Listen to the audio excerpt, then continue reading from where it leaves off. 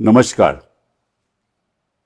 In this episode of Dilse, we'll talk about the current global situation in the context of the Israeli-US-Iran war that has actually disturbed the entire global order, destroyed the global order in a sense.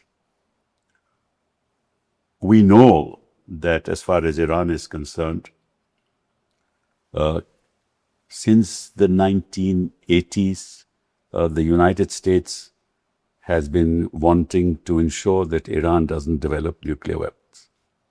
This is not the first time that attempts have been made to ensure that Iran does not have nuclear weapons. For years, ever since the 90s, no American president has allowed the United States to be dragged into a war and attack Iran. But when it came to President Trump, I think he changed his mind, perhaps goaded by the Israelis, and decided to take the plunge.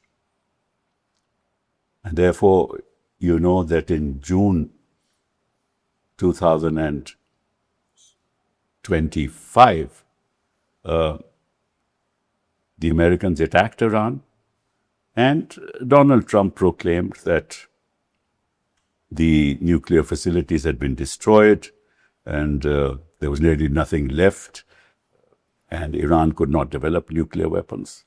All that he claimed way back in June 2025.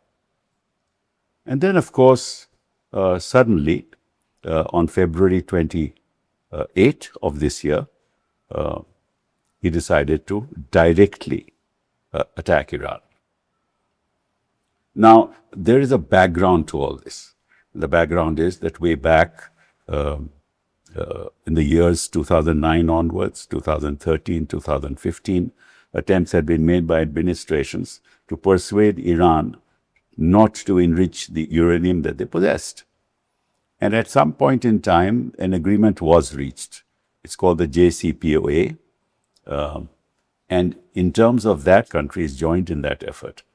And it was agreed that Iran would not enrich the uranium that they possessed beyond 3.67%. But this happened in 2015. Then in 2018, when President Trump became the president of the United States, he tore up that agreement for reasons that we can discuss. And therefore, Iran decided that, look, we had agreed that we'll not enrich uranium, but now that they don't want that agreement to go ahead, they decided to enrich the uranium. The result was that the Iranians possessed enriched uranium up to 60%. And that gave an excuse to the Americans, and perhaps goaded by the Israelis, to attack Iran on February 28, 2026. Iran, as we know, applied a very interesting strategy by reacting, retaliating, and made it difficult for the United States to win an all-out war, despite the fact that Trump claimed that he would ensure that Iran returns back to the Stone Age. So, to discuss the ramifications of this conflict and what's happening today, because as you know, there was a ceasefire. A delegation was sent to Pakistan, led by J.D. Vance, and that attempt to resolve the issue failed. And now we are hearing that there's another delegation that's going to go because the ceasefire is going to expire. So we'll discuss many of these issues, but we have a fascinating guest who's going to discuss this with me. He happens to be Kanwal Sibal. Thank you very much for being here. You were Foreign Secretary July 2002 to 2003 when Parliament was attacked, I believe. And you've served for 41 years, holding key positions, ambassador to Turkey, deputy chief of mission to the United States, to Washington, ambassador to Egypt, ambassador to France, finally after retirement, ambassador to Russia.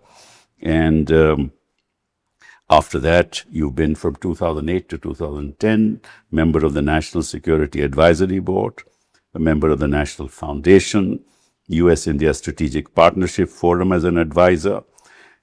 You received an award from the President of France in 2004 as the Grand Officer of the National Order of Merit, one of France's highest distinctions, in recognition of your contributions while serving as Indian ambassador. In 2017, you received Padma Shri Award. And in 2017, you were decorated by the Russians, with the Russian foreign minister, with an award for contributions to international cooperation. You're a prolific writer, a commentator, written 700 op-eds. And your recent comments on this conflict, we'll talk about this a little later. But thank you very much. I want to ask you a fundamental question here, and we'll start that with the fact that it is a fact that the Israelis have a nuclear weapon. Israelis have nuclear warheads to the extent of 50 to 80 at the moment. It could be increased to 100.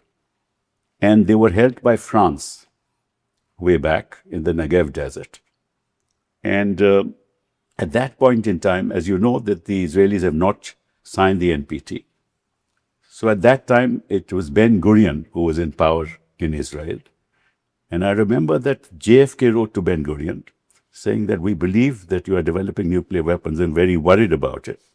And he sent a delegation to Negev. And inspections were done, but the Israelis called it a research facility. So if the Israelis have a nuclear weapon, and they say they have it because of security reasons, why can't Iran have a nuclear weapon? Logically, yes. Well, first of all, thank you for inviting me. And it's a very pertinent discussion because the world is facing a crisis because of this conflict. The ramifications of these are very wide-ranging. And if this conflict goes on, the entire world economy can be upended. Not to mention, actually, the possibility of it developing into some kind of a third world war even. Anyway, with regard to Israel's nuclear weapon, it is an open secret that they possess it, although they have never accepted that they have nuclear weapons. Iran has signed the NPT. Yes. And they have, therefore, under the NPT, observed all the obligations that the NPT imposes. Under the NPT, they have the right to enrich, because the NPT allows countries to develop nuclear capability for peaceful purposes. Yes. And enrichment is absolutely necessary to run power plants. Otherwise, how do you run nuclear power plants? The 3.67% limit is to ensure that you don't develop military-grade uranium, which can then be used for nuclear weapons. Now, you have actually described what has happened over the years with regard to Iran's nuclear program. In 2015, when Obama signed the JCPOA, all the P5 members were involved, plus Germany. Yes. It was a very intensive discussion, and you can actually see from the book that the former CIA chief, Bill Burns, wrote about the back channel and how he was involved. Burns was involved in that. In these negotiations. And he's given a in great detail how intensive these negotiations were. More than that, or in addition to this, since these are highly complex and technical issues, and it's not simply for diplomats to decide. So they had, the French, for example, had the head of their Atomic Energy Commission to participate in the complex discussions. Yeah. And so did the United States. I don't know about others, whether Russia or Chinese were involved or not. In other words, it was a very, very carefully drafted document which foreclosed the possibility of Iran developing nuclear weapons. Now, Khamenei himself, the spiritual leader, had issued a fatwa that possession of nuclear weapons is against Islamic tenets. Correct. Now, as part of the JCPOA, the IAEA got extremely intrusive monitoring rights. I believe 234 times it was monitored. Exactly. And not only that, whatever the enriched uranium was in possession of Iran was handed over to the Russians. Right. At that time, if one were to read my article, because I wrote a couple of articles on this, and I said that I'm surprised at the degree to which the Iranians have agreed to compromise their sovereignty. That's right. Which they did. I genuinely believe that. India would never have accepted conditions like this. Right. Since then, all these inspections have gone on. There have been suspicions that there have been some undisclosed sites by Iran where some kind of experimentation may have gone on. The IAEA has demanded access. The Iranians had signed the additional protocol under which the IAEA gets extra inspection rights. All these were granted. And the IAEA has consistently said that there is no proof that Iran is developing a nuclear weapon, although they say there have been suspicious activities. As against this, Netanyahu, for years, has been targeting Iran's nuclear capability and its nuclear ambitions, to the point, if you go back to his speeches at the UN, at one of them, 3-4 years ago, at the UN podium, he presented a chart which showed that Iran was about to develop nuclear weapons in 1 month time or 2 months time. That is the last stage and everything else. So this kind of narrative has been gone on for years. But he couldn't persuade any other American president to attack. Obviously. Now, the point is this kind of narrative that Iran is on the verge of developing nuclear weapons has been going on for years. That's correct. But they have never actually given any proof that Iran has developed nuclear weapons. Now, you mentioned quite rightly that after the JCPOA was repudiated by Trump, Iran and all the sanctions were reimposed. Iran began to enrich uranium to higher levels. Now, 20% is important because for all your medical purposes, you need, for medical devices and all, you need enriched uranium up to 20%. Right. So that was justified on that basis. Now, as you rightly said, they have developed about 360 kilograms, whatever the figure is, up to 60%. And there's a method in this madness that since the other side has totally reneged on an agreement. That's correct. Number one. Number two, they have reimposed sanctions, and the Europeans played a very negative role in this, because in the UN Security Council resolution which approved the JCPOA, there was a clause which said that if Iran violates this agreement, then the sanctions on which they got relief will be reimposed. Now, the Europeans went ahead recently it was called snapback sanctions, contrary to the position of Russia and China, but they couldn't veto this because this was part of the earlier resolution. I see. So they had no legal basis to veto it. So it went ahead and they reimposed these sanctions.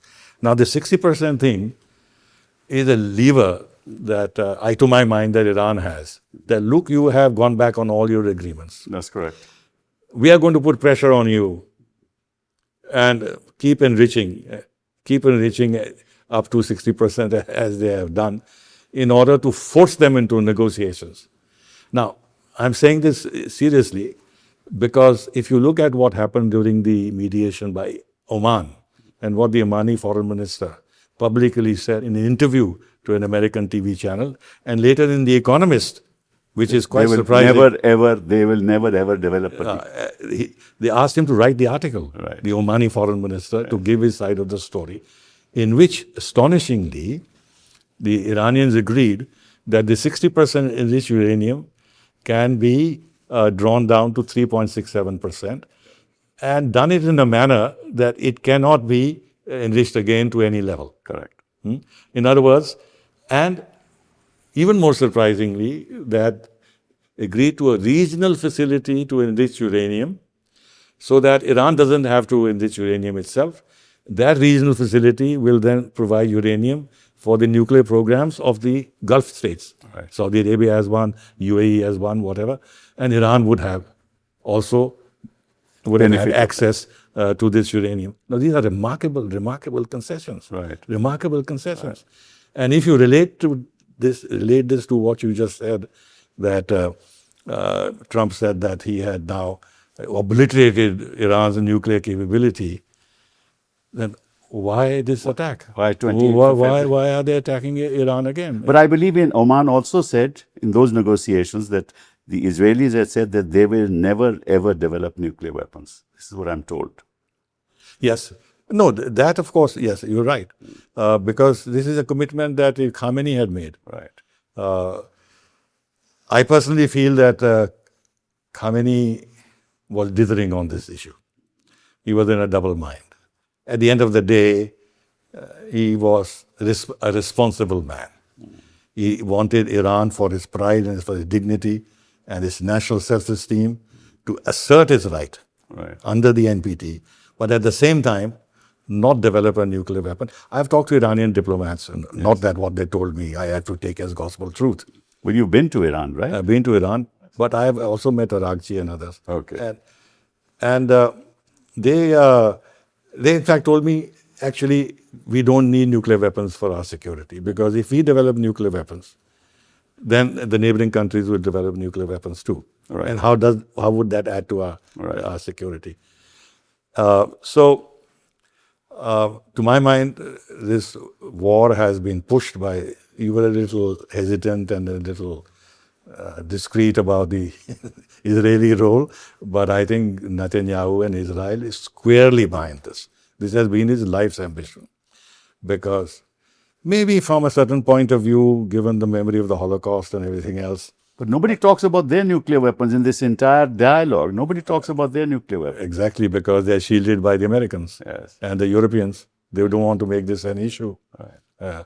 So they're not under any pressure. There is absolutely no IAEA inspection of the Dimona nuclear reactor and their facilities. They've been shielded by the Americans. But from the Israeli point of view, for a moment, let's accept that they have this argument, although one can dispute it, that we are targeted by the proxies of Iran. There's Hamas and there is Hezbollah. But what about the fact what they do to the Palestinians? I was going to come to that. Yes. That therefore, and these fellows have the capacity, especially Hezbollah. They've got thousands of missiles and they can wreak havoc on Israel. And Iran is behind this. It has other proxies. It used to have other proxies in Syria. And therefore, there's a mortal threat, existential threat for Israel. And if Iran acquires nuclear weapons, that Israel loses the capability of attacking Iran. Right.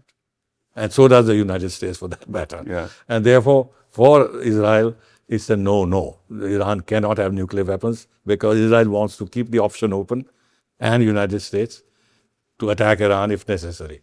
Now, but the existential threat is to Iran. Now, my argument, Kapil, is this: that let us for a moment agree that Iran has proxies and it is doing whatever it is doing to create turmoil in Israel, and a small country living constantly under threat of terror or whatever. Okay, let's accept that. But if Israel, during this period, had actually dealt with the Palestinians in a humane manner, this would not have happened. Moved towards a two-state solution, genuinely accepted their rights, then Iran would have been squarely at fault. I agree. That Israelis are behaving like decent people. They are giving the Palestinians all the rights they want. They are working steadily towards a two-state solution. But on the contrary, what have they done? Recently, 32 new settlements. 32 new settlements. Not only that, in the Oslo Accords, the agreement was that West Jerusalem would be the capital of a newly created Palestinian state. But they surrounded West Jerusalem with settlements. So physically it was not possible for it to be. And what had the Americans did, they shifted their embassy from Tel Aviv to Jerusalem. And then the settlements in the West Bank. And then, of course, the manner in which they have treated the Gazans, about 70,000 people killed. 72,000 people killed, now, yes. Therefore, in that sense, like you are a lawyer, you know that if you want justice, you have to come with clean hands. Now, if Israel wants to have justice, it has to have clean hands.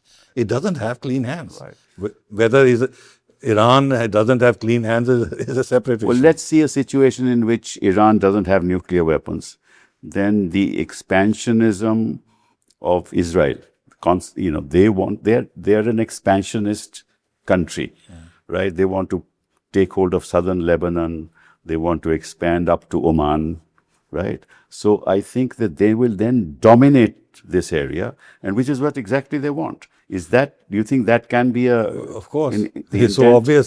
The Abraham Accords are founded on this thought that Israel becomes a part of the region and backed by the United States.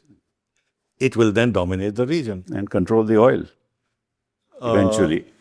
Well, Especially in the that's a context little of their more- relations with the That's a little Saudis. more complicated, but in terms of what you talked about, Israeli expansionism, which is real, because the leaders in power today are messianic. They derive their logic and their claim from the Bible, from the river to the sea, which means from the Nile River to the Jordan River. That is what biblical land. It was promised to them That's by what Moses. he keeps on saying in his speeches. Moses, yeah. So, and they're not shy about saying that. And they treat some of their leaders, Smotrach and others, their finance minister, another minister, they are very, I mean, they openly say that the Palestinians are animals, they're not human beings, etc., etc. So, we are at the cusp of a situation today that is very, very, very, very dangerous. But tell me this, this impacts, in fact, it's changed the global order according to me, because the Europeans are not on board with the United States of America at this point in time. The Europeans are also very unhappy with Israel. They have an agreement with Israel, defense agreement of 2000. They want to suspend it. There's 1 million signatures that have recently been taken. Italy has suspended it, yeah. Italy has that. Spain is against this war. European relations with the US there's been a transformation in that relationship. In the meantime, the Gulf countries are very unhappy because the facilities that were built by the United States in those Gulf countries, according to the Iranians, are used to attack them. Therefore, Iran has attacked the Gulf countries. So there's a problem there. And Pakistan is their neighbor. There's a big problem with Pakistan. China is sitting pretty. Russia, too, is sitting pretty. In this context, what's going to happen to the new global order? Look, the repercussions of what is happening are extremely dangerous. For this reason, that especially given the personality of Trump, he always wants to win. And he defines himself what that win is. Now, if he agrees to terms which then can be reasonably analyzed as United States and Trump not getting his way, then is a huge problem for him. So he can't afford a solution in which he is not the clear winner.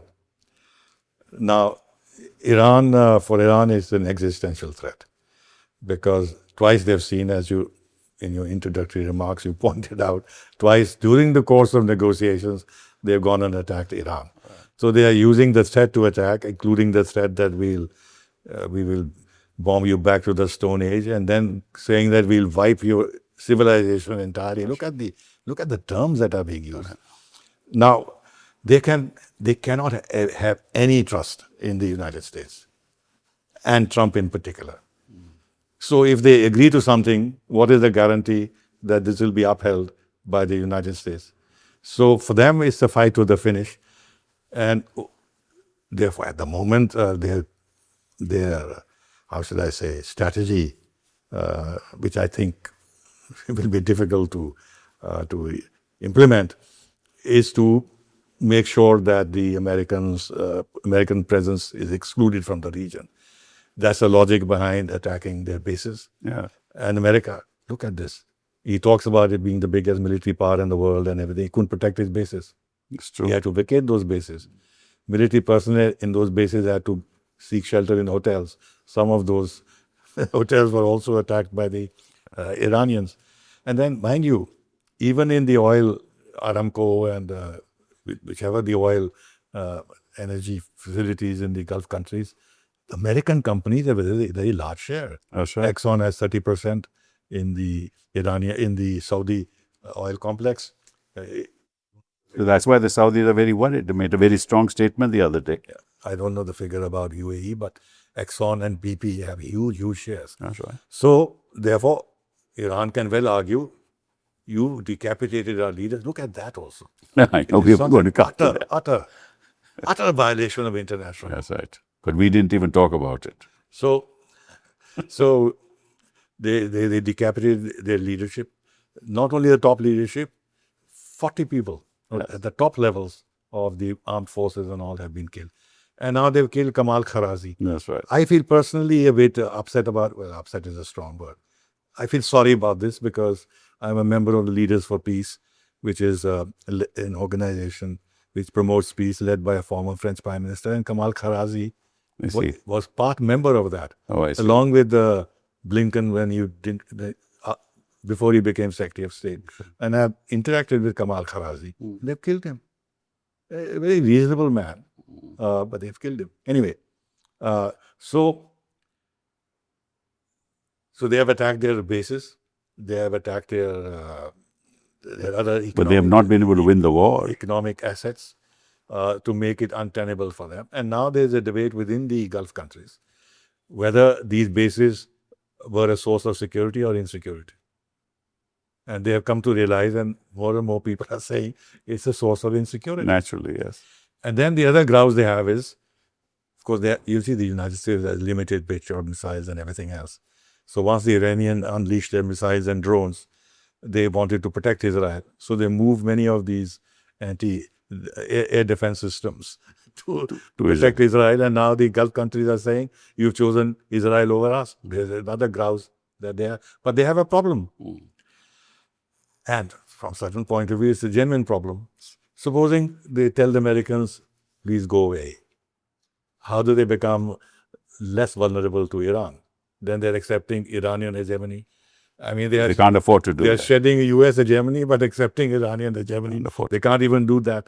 So they're caught in a very difficult situation. They have nowhere to go in terms of their future security.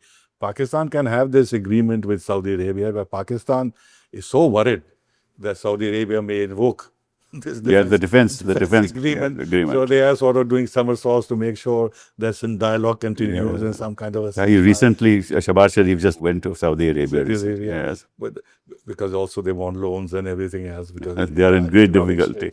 So many people who think that Pakistan has stolen a march over us are actually reading the situation very, very wrongly. A couple of things. One is that Pakistan is deeply, deeply worried. As I said, that if this continues and if tomorrow Iran starts actively attacking the Saudi energy facilities and Saudi strikes back, because they have capability of striking. No, they have said so. They're not doing it for the time being. UAE has done it, but then they'll invoke the defense agreement. And what does Pakistan do? 30% Shia population, neighbor country of Iran, they have exchanged missile attacks between each other. A great problem so for Pakistan. They have to be active for their own salvation, if you like. And number two, the Iranians... But they have certainly earned the goodwill of the Iranians by being active. That is certain. I'll come to that. For the Iranians, they are so mortified that they may be killed. They have to feel very secure if they travel, right? And the safest place they can go is next door. So they've gone to Pakistan. They can't go to the Gulf countries. They can't go to Europe. They can't go to Vienna. They can't go to Switzerland. So Pakistan is the obvious country. That's right. And of course, as you know, in the Muslims, it's the culture. Embrace each other, brother. But this is all show of diplomacy. Frankly, I don't think there is that much love lost between Iran and Pakistan. Though, of course, they're neighboring countries, and reality demands that they have a workable... But what about Europe and the US? This, of course, is... what about what's going to happen there? See, a couple of things. First, that the European leaders were very active in interfering in the election against Trump. People like Starmer and others actually were active on the ground in mobilizing public opinion against a Trump win. So Trump hasn't forgotten that. Number one. Number two, Trump has this belief that the US has provided security to Europe over the years, paid most of the cost. The Europeans have basked under this American umbrella, spent money on building their economy, established a strong economy, and started actually exporting to USA and having a large surplus. So Therefore, must spend 5% of the GDP on defense. that is in order to make sure that they concentrate more on spending money and buying American arms rather than on their economy. That's right. Right? And also, of course, the Europeans have done a terrible mistake in cutting themselves off from Russian oil and this is part of the American game. The sanctions were imposed by Biden, so they went whole hog for that, joined entirely the strategy of the Biden administration. And then you saw Biden openly said that he's going to blow off the Nord Stream pipeline, which was done, and now they have to buy American gas. If you remember, Trump in his first term, he went to Poland, and he said, why do you have to buy Russian gas? I can supply you LNG and I can build terminals for you, etc. They've always had this mind. This is part of his baby drill. That he wants to, he knows that America doesn't have much reserves. He wants to get hold of reserves. That's why he's got Venezuela. Yeah. So, but whatever reserves, whatever they can produce now, shale and everything else, firstly, it's costly. Second, there are no reserves of the kind that others have. So he wants to sell as much as possible. So his buddies are making a lot of money. This is another angle. If the oil prices go up, he makes money. He makes a lot of money. They can't supply, so he'll have to supply. He makes his supporters a lot of money. But he recently made a statement that, once we get rid of these Iranians, we take the oil fields. He said that. He's made that like in the case of Venezuela. That's right. No, but look at the cheek of the man. He says, look, State of Hormuz, we can jointly manage it. And we'll charge rent. We'll charge rent. We'll have tolls and we can make a lot of money. I wonder how Iranians can deal with a man like that. If the Americans are really interested in these peace talks, I don't know what's going to happen in the second round, but at least, and that was what Pakistan said, the understanding was that the Israelis are not going to attack Lebanon. But they are continuing to attack. Yeah, and the Americans can't sort of pull them back. Firstly, Trump personally is hugely indebted to the Jewish financiers. If you remember when he went to Tel Aviv, there was this lady, I've forgotten her name, an American Jewess, and who contributed $500 million to his campaign. And he recognized her in the audience. And he said, maybe I shouldn't ask you this question, but do you consider yourself an American or an Israeli? And everybody laughed and stuff like that. So he's beholden to that lobby.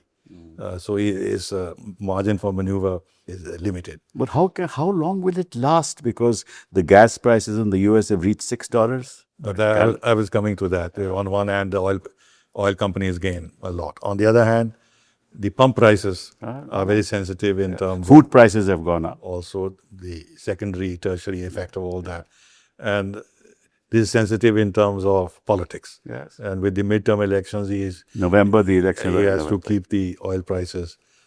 That's why they gave a waiver that you can buy Iranian oil, you can buy Russian oil. Now he's saying no more waivers and stuff like that. And this blockade that he has done. Totally confused. There's no strategy. But Kanwal, this blockade he has done is going to be worse for him.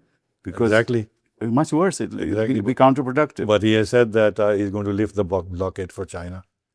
He said that there will be no more blockade. That's when he goes to China. He said, I'm lifting the blockade for China. So the Chinese can come and go. But the blockade is lifted for all transport of non-Iranian oil. Yes. But Iranian oil will not be allowed. That's correct. So he blows hot and cold. He's totally confused. No. And the thing is, I don't think he has a coherent strategy. He doesn't have a coherent strategy. Now, you talked about the second round of negotiations and this and that. First of all, it's my view that fielding J.D. Vance was a big mistake. After all, beyond that is the president himself. That's correct. Now, you send a top man like that. But they also, Ghalibaf is also the number 2 in Iran. The speaker. Yeah. Now, then you have to prepare the ground at the negotiators level so that when the top man comes, you already have the broad features of an agreement in place and only 1 or 2 sensitive issues on which you know in advance that there is scope for compromise. because you're not going to get into this situation if it's not going to work. And for Vance, with his presidential ambitions, to enter this fray and come away without success damages his prospects and his reputation. Now, if Vance has not succeeded, and this is another angle, and they send somebody else, and he succeeds, it's hugely embarrassing for Vance. True. And for his political career. No, he's going to go again. That's what they're saying. He will say that, no, he won't go. He will say, look, I mean, the other chap is smarter than him. He was able to persuade the Iranians. And Vance, despite the goodwill he had because he was against the war, didn't succeed. And now, of course, there's another controversy about the Pope in which Vance has put his foot in. And I think that's going to damage him.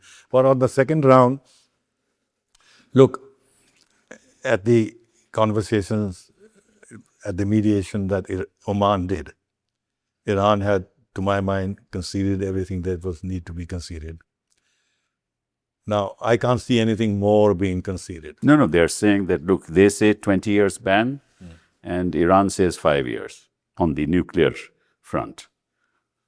On the enrichment front, that 5-year ban, they say no, 20-year ban. That's what. Yeah, but that's the sticking point according to the American press. This is what the papers say. Yes. But one day, Omani negotiator, the foreign minister, publicly says that Iran had agreed to hand over its entire enriched uranium stockpile, dilute it to 3.67%, and make it unusable in terms of any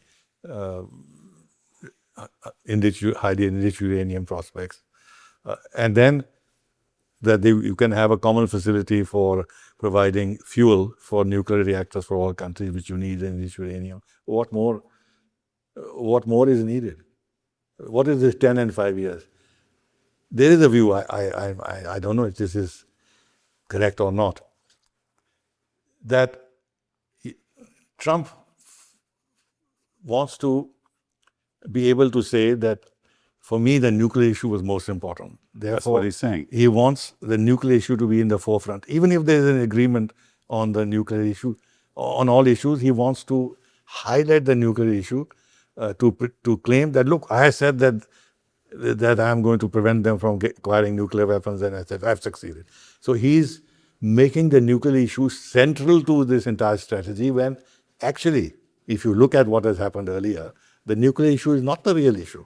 Yes, because they already conceded to it. Yeah, the real issue is what America's intentions are. Exactly. What are their intentions? And along with Israel, what they want to do Exactly, in that exactly, region. exactly. That region. But now they are saying, and that the new conversation that's taking place is that the 60% enriched uranium will be handed over and kept outside the country. Right. This is what Vance is saying. That's what Vance is, kept outside the country. And then you can start with the 3.6%, 6-7%. Well, that's also would be acceptable to Iran. To my mind, yeah, I agree with you. I think if push came to shove, and this was the only sticking point, and on everything else, which I don't believe is possible, the Iranians were satisfied that the Americans were being genuine, and they're going to lift all sanctions. Not only UN sanctions, but the sanctions. And also the assets, $28 billion of assets. Assets, they release all those assets, this and that. I think the Iranians earlier on had handed over their stockpile to Russia. They'll do it again. And Russia will be able to persuade them.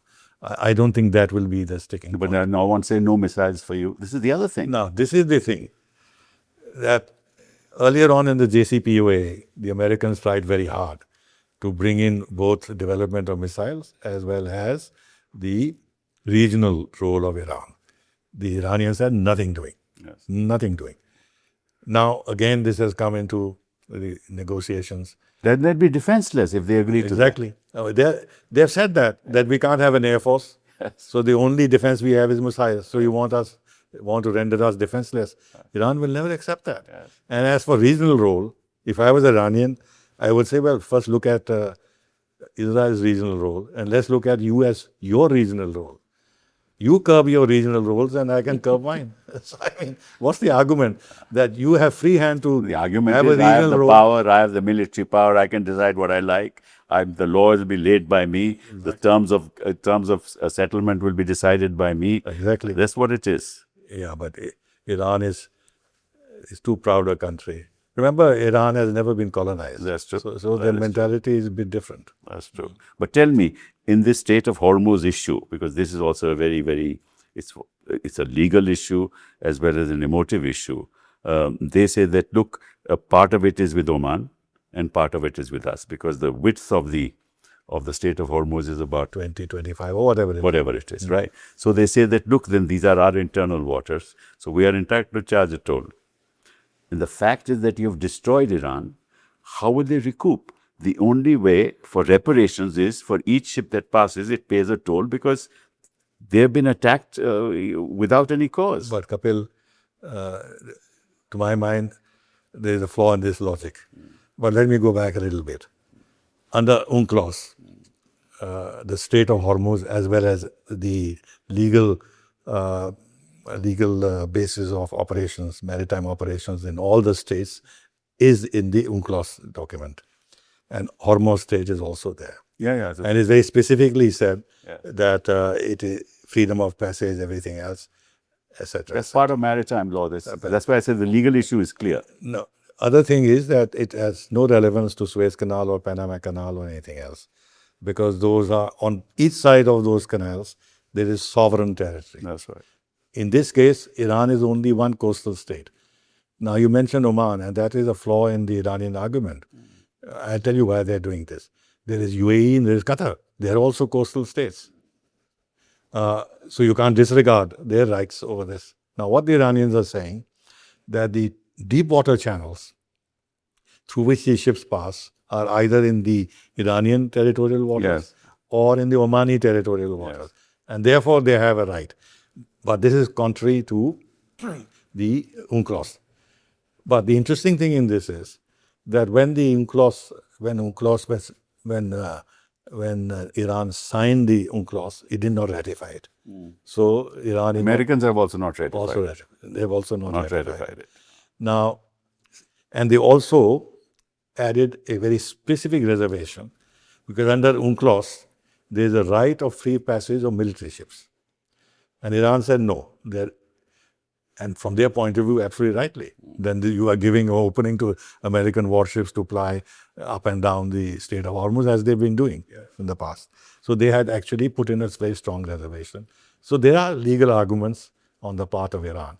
But the broader picture is that they cannot say that international waterways, as described in the UNCLOS document, even if Iran has not signed it, ratified it, means that they can exercise. So as far as the tolls is concerned, Kapil, why should we pay the price for American folly? No, I'm not. I'm only saying. I'm just saying that the Iranian position. They are in their negotiating position. One of the grounds, one of the 10 points of Iran is that, look, we must get reparations. That's from the Americans. But how do the Americans will not agree to it? You know that. Then why should India or China or Japan or South Korea pay reparations for what Americans and the Israelis have done? You're right, but the question is in this very unjust war, somebody must but when it's being unjust to us, let's say it's true, India, it is true. In fact, I think if you ask me, Americans have been very unjust to us because the impact of the war on this part of the world is much greater. Absolutely. Right? Absolutely. Look at the economic impact, look at the LPG. Right? I agree. Look at the lines. You're not going to get oil for a long period of time because the ships that was launched earlier, before the war, they are now reaching their destinations. In between, the ships have not launched. The other thing therefore, they'll reach in 3-4 months. Then what's going to happen? There are a couple of issues there. One is that since the ships are blocked, which means that no more ships can come in to load oil. If they can't load oil, then you can't keep producing oil because there's no storage. Exactly. Now, and the cost of insurance, the cost of that is an additional point. That's the additional point. But the point is that in order to restart production, you have to get rid of the stocked oil also. Correct. That cannot be rid of unless the ships move. Ships go, so there is going to be a shortage of oil. Yes. Number two, countries have depleted their strategic stocks by 40%, 60% or whatever the figure is. Now, their first thing would be to replenish their stocks, which means that the demand for oil will go up. and there'll be a mismatch, and the price of oil will course. continue to be high. But coming back to this toll business, even China is not supporting this. India is not No, supporting no, nobody this. will support it. But why should it? Why should they? Of course, nobody will support it. But the fact of the matter is that this is an unjust war, Yeah, and somebody has to pay the cost for it. I agree. Yeah, I agree. And But from the Iranian standpoint, there is no other way. well, one way is this, that of course it's murder for us if the price of oil remains at $100 and Iran is allowed to sell its oil. Then they'll make a lot of money. That's true. So they No, they also made a lot of money in between because the price had gone up and they were exporting. So they made money. Otherwise, they wouldn't have been The able to Russians are also making a lot of money. Right. So can Iran. And some other way can be found, I don't know, the World Bank, IMF loans, ADB, whatever. Some way can be found to help Iran. I can tell you that unless the two-nation theory is accepted by the Israelis, this will never be resolved. Because the Iranians will never give up. Well, I told the Iranians once quite seriously, and people who are today negotiating, I talked to them at that time. And I said, look, you're making it very difficult for countries like India and others to support you to the hilt because of the position you are taking on Israel. You are the only one who's saying that Israel doesn't have the right The to others, exist. of course, have collaborated. Arab countries, the Palestinian Arabs, the Arabs are not saying that. Why do you take this position? And I said, look, how old is Israel? Created in 1940. Because the Palestinians supported them at one point. True. But I said, Israel was created in 48. You are 2,000-3,000 years old civilization. Your existence doesn't depend on the existence of Israel. Therefore, if you were to modify your position, you can be opposed to what Israel is doing. But this constant refrain that... What was his response? I tell you privately. Okay. But I think the global... One response was this, what you've just said. Okay. That when the revolution was in the infant stages and the communists were actually battling for taking control of Israel, and the revolution of Khamenei was in danger, the PLO sent its people on the ground to provide security. That was one reason he gave me, but there were one or two others too. But anyway, in this whole conflict, I think China is sitting pretty. Yes. And has enhanced its global image, according to me. It is a gainer for several reasons. First, that America is weakening itself. America is losing ground in the Middle East. As you know, Saudi Arabia and China have a massive relationship. That's true. Iran and China have a massive... I went to Saudi, I went to Riyadh recently. The kind of investment the Chinese have made is unbelievable. Iran and China have a 25-year-old agreement. UAE and others have been turning towards China because China is a huge importer of oil. Yes. And therefore, they have a vested interest in keeping these markets open, especially with the renewable energy and everything else. They know that time is limited. Yes. And these big consuming countries are assets which they have to cultivate, including India. So number two, China, US loses ground in the Middle East. Number three, China, by comparison, looks far more reliable, statesman-like, mature. Yeah. Even when they threatened Taiwan, they never go to this extent in doing some of the things the Iranians are, the US is doing. So, since they have now a lot of clout in the United Nations and in the global South, therefore they will gain diplomatic ground in the non-West part of the world. And then they have launched all these initiatives: global governance, global development, global civilization initiative, global this, global that, which is resonating. Contrary to the discourse of the Americans. And if you look at Trump, the kind of thing he says. No, he's withdrawing from international organizations. Exactly. So you're right, China is a big gainer. What about Russia? Russia, but let me come back to this.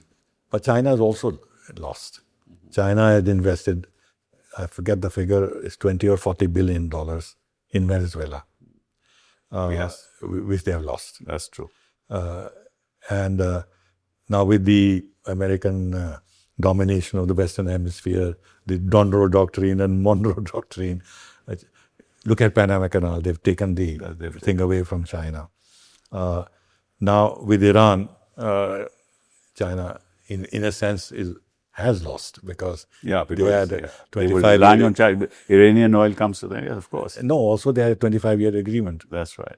And if you see the statements of Chinese, they're very cautious. They're not giving full support to Iran. No. And on the issue of the Strait of Hormuz, they say there should be no impediment in terms of free naturally, because they want the oil. Yeah. So China has largely gained, but not entirely. But Russia has lost in Venezuela. Russia has been hit in Iran. These are two countries which are very friendly to Russia and in the Russian orbit. There was the international North-South corridor in which we were also interested in everything else. Russia was building nuclear power plants. They're building one. They agreed to build another one, etc. So they have lost. Russia has lost in Syria also because the Assad regime is no longer there. So Russia, in fact, Russia was asked, Putin was asked directly this question. There's a feeling you've not helped Iran. And he said, what do you mean by help? Do you mean that I should get into a war with the United States? We are involved in Ukraine. We have helped Iran. We fully support their peaceful nuclear power program, and we'll continue to support that. And there's other ways we've helped them. So he gave a very balanced view that if you want me to help Iran confront the United States and myself get it. He said no, yes. In fact, he was asked the question, have you supplied any arms or this thing? And he said no.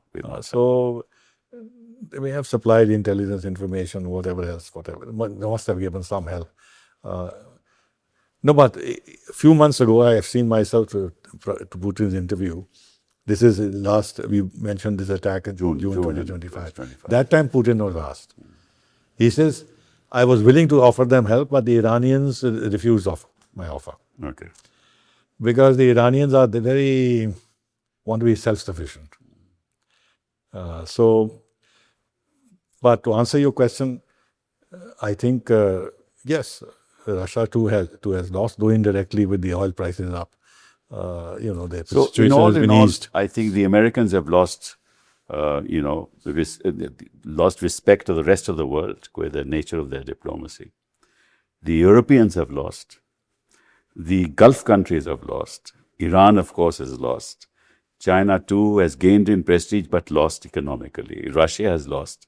And India has lost the most. So next time I meet you, we'll talk about India. But on India, I've been making the point, and I don't mind making this point again, that not that the Americans or the Israelis had India in mind, but the consequences of this for us are the most severe. That's right. China doesn't have 10 million people. Exactly.